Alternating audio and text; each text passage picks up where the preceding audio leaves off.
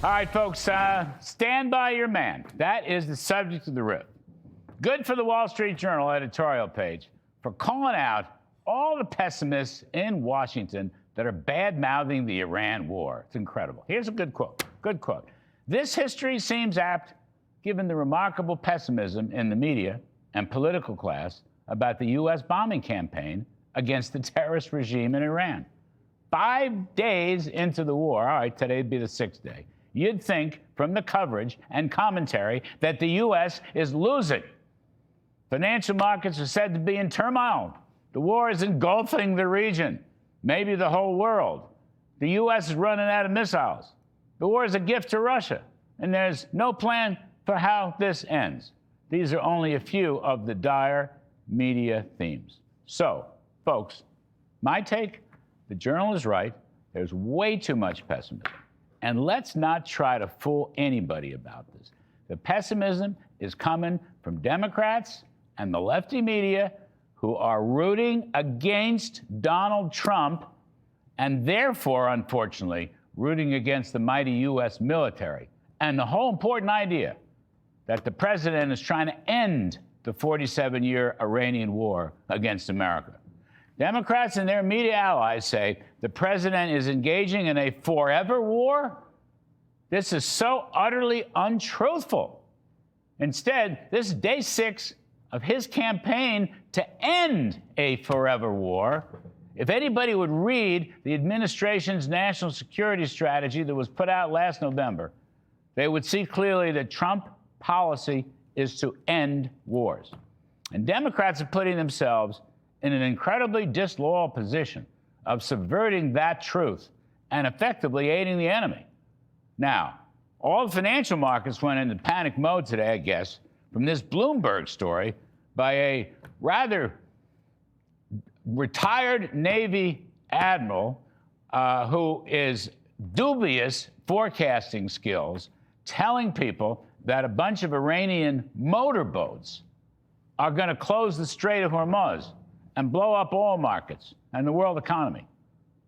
Now, what's been blown up is the Iranian Navy, most of which is presently sitting on the bottom of the Persian Gulf.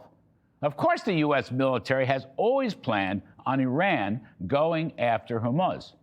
But what's bottled up oil is skyrocketing insurance costs and safety concerns for tanker crew members. So President Trump is taking steps to solve this. In the next few days, we will see the government will relieve the insurance rate pressures, and the great U.S. Navy will be on the scene to escort tankers through the strait. Also, a large quantity of oil, which is already on the high seas, will be released. That's going to take pressure off the price increase. The Saudis and OPEC putting a couple of 100,000 more barrels on the market. That will take pressure off the prices. And let's not forget Drill Baby Drill, which is producing 24 million barrels per day in oil and liquid fuels.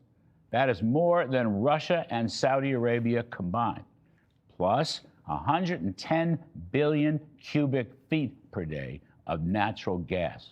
Plus, America is in a business boom. After the one big beautiful bill for tax cuts and deregulation, we're in a productivity boom. We're in a factory and capital spending boom. Unit labor costs, wages minus productivity, are barely above 1%. That's probably the true inflation rate for the economy. Plus, the ISMs for manufacturing and services are getting stronger each month. And even with some financial jitters, bond rates are still historically low. Come on, just above 4%. Meanwhile, the whole story here in the stock market, the Dow is only off 2%, and the S&P 500 less than 1%. So, let's not panic. People in the know are going to tell you the war is going better than expected, and the Iranian Navy may soon be reduced to just a few little fast skips if they dare to even leave shore.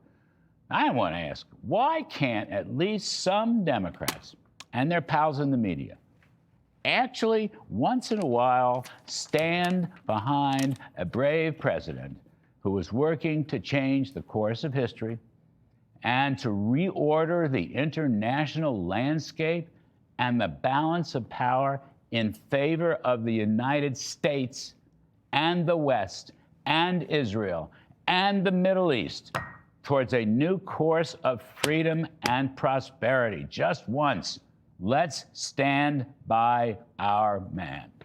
And that's my riff.